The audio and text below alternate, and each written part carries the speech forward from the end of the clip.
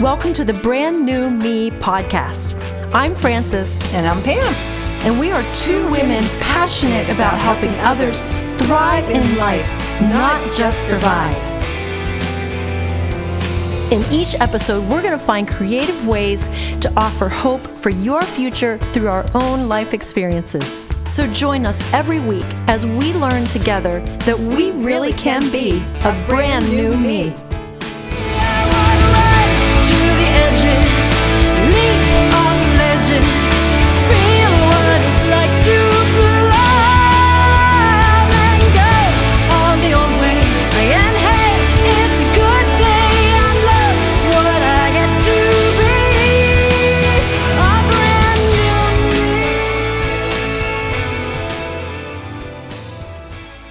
Merry Christmas and welcome to episode number 25.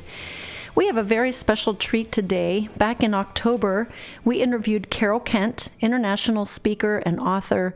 That was episode number 13. If you want to go back and catch it and listen again, or listen if you haven't heard it before, you'll want to hear that story. But we have Carol back today to talk to us about heading into the holidays. Next week will be Christmas. How do you have a wonderful holiday when your life has been forever altered by something that happened in your family? And Carol's going to share some highlights from her holidays in spite of this family circumstance that happened in her life, and some advice for your holiday.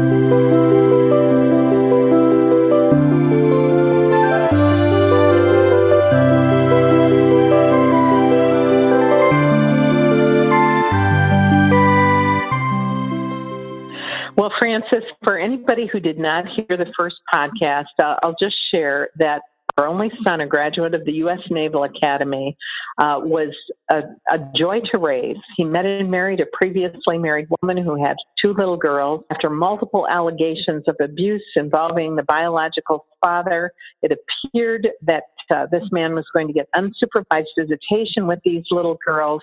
And we got a middle of the night phone call telling us our son was arrested for first-degree murder. He was eventually convicted of the crime and sentenced to life without the possibility of parole.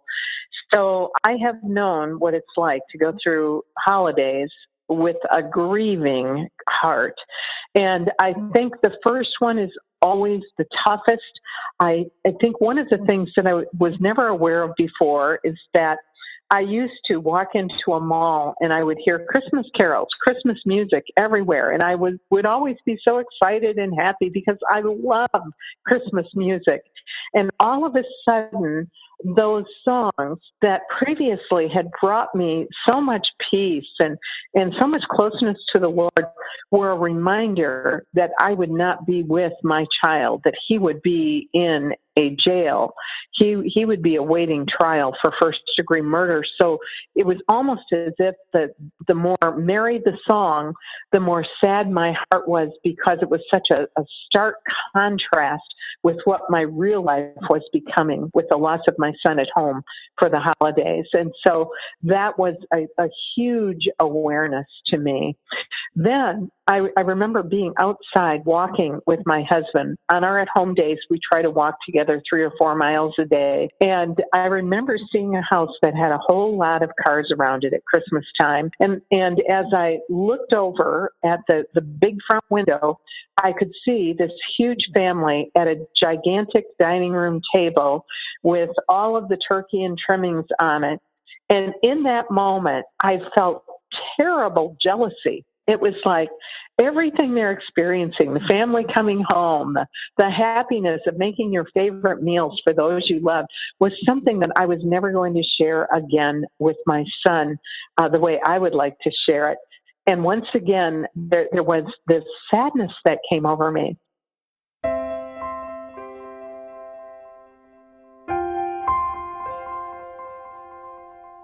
So one of the things I want to tell our listeners today is that it's very important for you to know it's okay to experience sadness.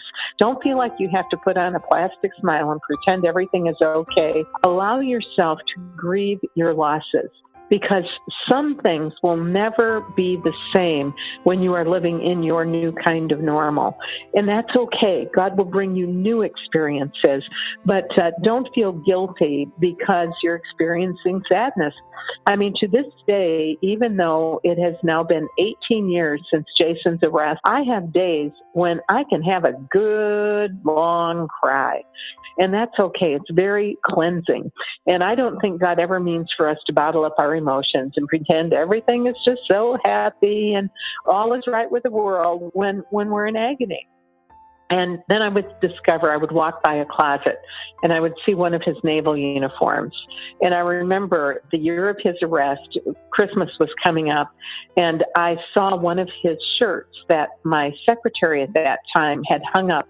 A box of his clothes had come, and she knew it would be hard for me to go through that box. And so she hung everything up on hangers. And I took the shirt off the hanger, and then I realized that he had worn it at least once because there was a little bit of soil on the collar. And I remember taking a deep breath and having his scent. And I know every mother who has ever had a child knows their kid's scent. And it was once again one of those times when I felt, oh, I may never get to wash one of his shirts again. And I just felt that overwhelming grief again. But once again, after you've allowed yourself to grieve your losses, there's a new step you can take. And that is to find somebody who needs help worse than you do and do a tangible act in Jesus' name to help that person. And Francis and Pam, I know near where you live, there are many ministries where people can volunteer. And I've suggested to people that on a holiday that brings them sorrow, go down and serve at a soup kitchen. You know, go to a homeless shelter or a city mission and be a part of the team that ministers to homeless and to those who have been caught in addictions. And something happens to your heart when you do that. All of a sudden, instead of just feeling your own sorrow, you find this bubbly joy coming up because you're helping somebody who really needs help. And it becomes the most wonderful experience you could ever have.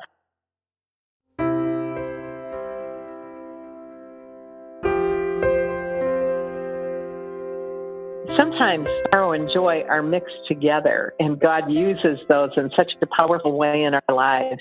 Well, we spend every Christmas at the prison, and we call it the facility. That classes it up a little bit. We call the inmates Jason's new associates, and sometimes you just have to find a new way of expressing your life situation and just find even a little touch of joy or humor in there, and you need that or you just break in two.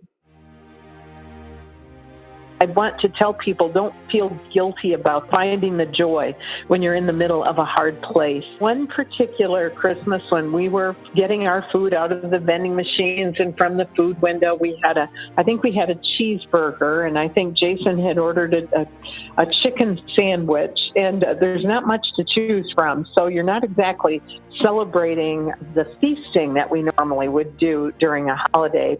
But when you're together, it means there's joy. And so I tell people to list all of the new opportunities you have in your new normal.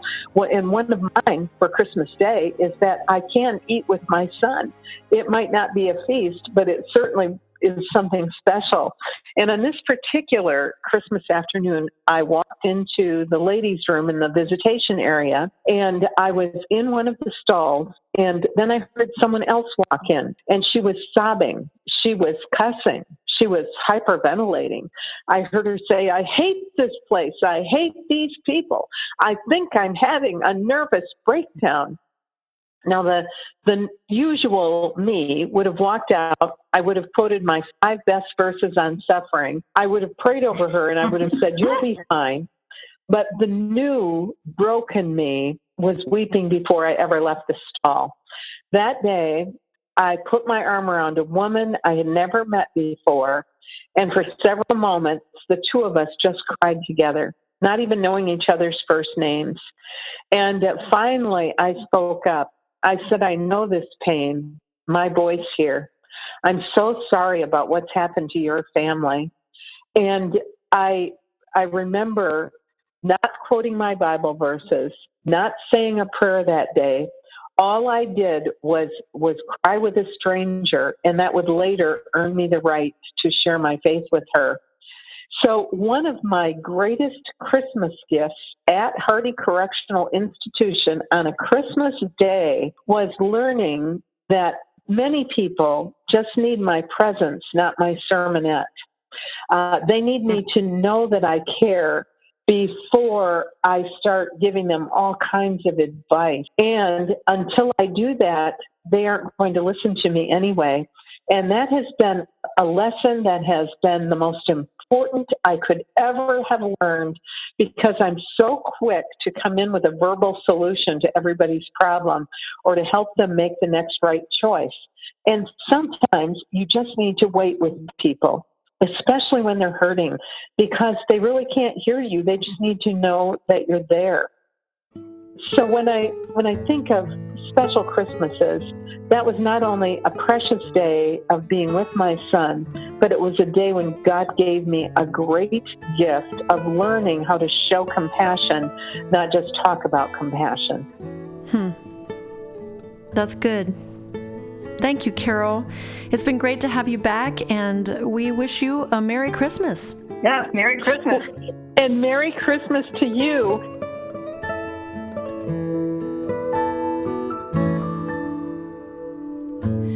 Sitting alone tonight at a table made for two.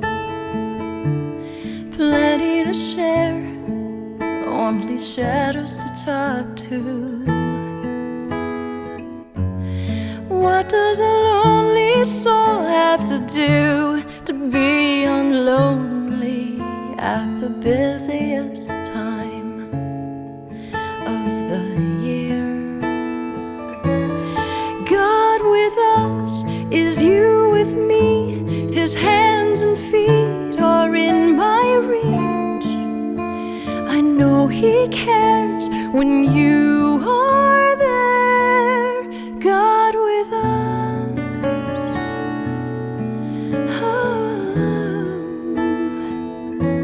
is you with me.